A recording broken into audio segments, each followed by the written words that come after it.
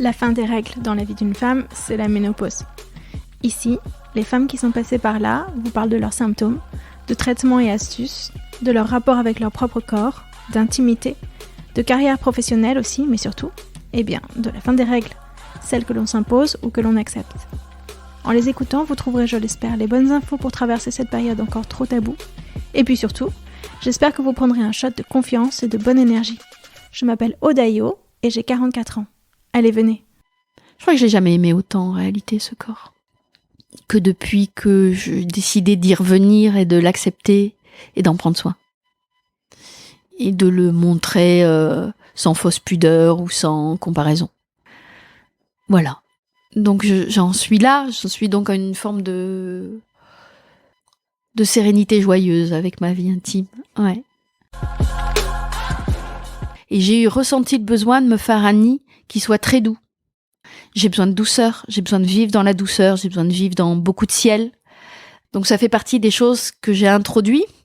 Et dans ce mouvement-là, je prends le temps de choisir des matières, des objets dont j'ai vraiment envie de m'entourer. Qui sont presque une forme de médecine pour moi, ou en tout cas de joli compagnonnage. J'ai aussi renouvelé toute une partie de ma garde-robe. J'ai un style qui reste assez rock'n'roll. Je ne vais pas vers une femme que je ne suis pas. En revanche, je prends plus plaisir aux jolies matières, aux choses bien coupées, à quelque chose qui donne une silhouette, là où avant, c'était pas le sujet.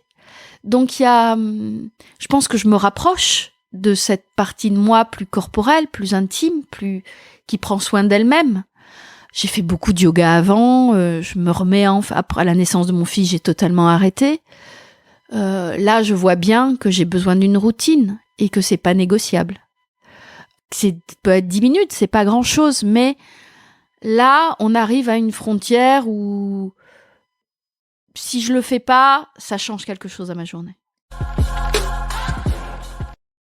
J'ai un capital, il reste ça, et qu'il faut que je m'occupe du capital. Donc yoga, donc douceur, donc massage, parce que moi le massage me fait du bien. J'ai vraiment besoin d'être touchée, d'avoir ce retour au corps là, ça m'aide. Je suis plus lente aussi sur un certain nombre de choses, non pas intellectuellement, mais que avant, par désir de faire plaisir, par désir d'en être, je me mettais beaucoup de choses sur le dos, de devoirs. La mère parfaite, la professionnelle parfaite, la copine parfaite, la compagne parfaite, et des couches et des couches et des couches. Et je crois que j'apprends à dire non, ou j'apprends à dire plus tard, ou j'apprends à dire à mon rythme. Je connais mon rythme, et il est plus négociable. Et j'ai eu plusieurs crises de surmenage dans ma vie, à force d'enthousiasme, à force de on y va, et il n'y en aura pas d'autres. Je commence à voir les petits signes de la femme vieillissante, ou ce dont je me fichais royalement jusqu'à maintenant, c'est-à-dire l'entretien de ma peau, les articulations qui couinent un peu, etc. Autant de signes de vieillissement ou de choses qu'une dame est censée prendre soin. Tout ça, je m'en suis royalement fichue jusqu'à maintenant, où ces signes, je les vois, donc c'est pas rien. Voilà. La sécheresse de la peau et les douleurs articulaires, c'est lié à la baisse d'hormones dans ton corps. Exactement, ouais. Mais j'ai jamais fait le lien en tant que tel. Là, c'est quand même assez nouveau que je le vois. Mm-hmm. Dans la sécheresse de la peau, dans un bras où ça ballotte un peu plus qu'avant, enfin, ce genre de choses. Et surtout, jusqu'à présent, ça fonctionnait tout seul. Maintenant, je sens bien, même si j'ai encore un peu de mal à mettre en place une routine, que le sport régulièrement, c'est pas du luxe, que la crème sur la peau, c'est pas du luxe. C'est-à-dire que quand mon mari est parti, pour l'anecdote, il est parti pour une très très jeune femme, très jolie, etc. Donc, mon ego en a pris un sacré coup. T'as vécu ça à quel âge ? À 47. Voilà. Ah, c'est récent. 47, épuisée, avec un enfant, les sentiments d'être quand même très très corvéables. donc de pas être au summum de mon sex-symbolisme. Donc j'ai pris ce départ comme une gifle monumentale, comme un affront, et un abus de confiance. On était mariés depuis 25 ans. J'étais intimement persuadée qu'on vieillirait ensemble et que la beauté de ce qu'on avait construit et de ce qu'on était l'un pour l'autre n'était pas négociable. Donc je l'ai vécu vraiment extrêmement violemment. C'est là que sont remontés à la surface les souvenirs traumatiques des abus que j'ai subis enfant. Donc ça n'a pas été rien. Je crois que de ce que j'ai vécu comme une violence a refait surface d'autres violences. Et pourquoi j'avais peut-être l'impression qu'à un moment ou à un autre, j'allais être abusée par un homme. Et que mon mari ne dérogeait finalement pas à la règle. Donc ça, c'est que mon imaginaire. Hein. Il y avait 1000 manières de le voir de manière beaucoup plus cool. Il avait 54 ans, il avait envie de vivre autre chose, point barre. Et se dire, mais qui va vouloir d'une nana de presque 50 ans avec un enfant de 10 ans sur les bras, dans une situation économique un peu précaire, qui a tout à reconstruire? Les mecs à regarder ailleurs, ils regardent les nanas de 30 ans et pas moi. Et peut-être 2 ans après le départ de mon mari, à cette époque-là, je portais les cheveux blancs depuis 3-4 ans. Et j'ai eu ce sursaut de vie en me disant, bon, on arrête de pleurer, on arrête de geindre, ta vie t'attend. Donc, et là, voilà, une autre Réjeanne a fleuri qui s'est dit, bah, allez hop, on se remet les cheveux en noir et on change de garde-robe et on y va, on repart comme en 40. Et là, à un moment, je me suis fait tatouer, il y a longtemps que je l'avais dessiné, mais c'est une branche de cerisier japonais qui part de mon pubis et qui monte jusqu'au haut de mon dos et qui m'enveloppe aujourd'hui finalement de ce printemps qui éclot à nouveau avec douceur et beauté.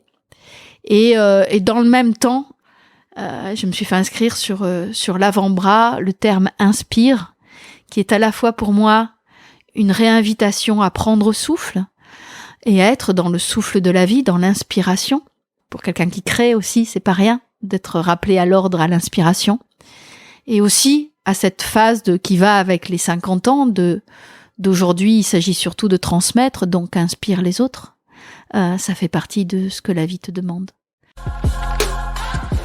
Je venais d'avoir 30 ans, ce désir de se dire, si on veut un enfant, c'est le moment. Mais un enfant, ça se planifie pas dans un tableur Excel. Donc, on a ouvert la porte à la possibilité de devenir parent, mais physiologiquement, rien ne s'est passé. Et là, on a rencontré le médecin ayurvédique et mon mari lui a mis cette question d'infécondité sur la table et ça m'a mis très en colère parce qu'on parlait de mon intimité et on en parlait à mon insu à quelqu'un que je connaissais ni d'Ève ni d'Adam.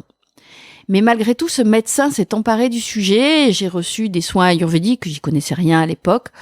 Mais quelque chose a fait son chemin. À mon retour en France, je suis allée voir des spécialistes de la fécondité qui m'ont fait faire un certain nombre de tests. À mon mari aussi. Et au bout de 3 mois, on s'est entendu dire, vu votre âge, la durée de votre infécondité et vos taux d'hormones, machin et trucs, n'essayez même pas des fécondations in vitro. Ça ne marchera pas. Si vous voulez un enfant, adoptez.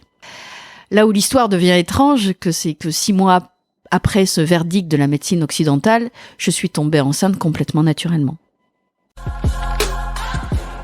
Et là, j'ai vraiment pris la période du postpartum en plein dans la figure, c'est-à-dire, encore une fois, la nécessité de lâcher ce que j'en imaginais pour accueillir ce qui était vraiment là, c'est-à-dire la nécessité d'être complètement au service de cet enfant, de voir ce que ça bousculait en moi que d'avoir à m'occuper de lui autant.